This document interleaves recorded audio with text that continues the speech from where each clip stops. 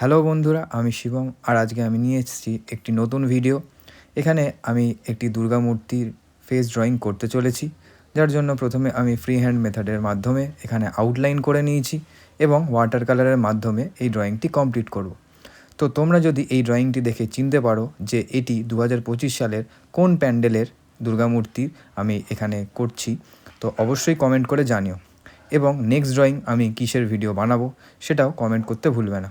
তো এখানে দেখতে পাচ্ছ যে ধীরে ধীরে আমি লাইট অ্যান্ড শ্যাডো কীভাবে পড়ছে সেইগুলির মাধ্যমে আমি এই ড্রয়িংটি করছি এবং ধীরে ধীরে এই ড্রয়িংটি ফুটে উঠছে।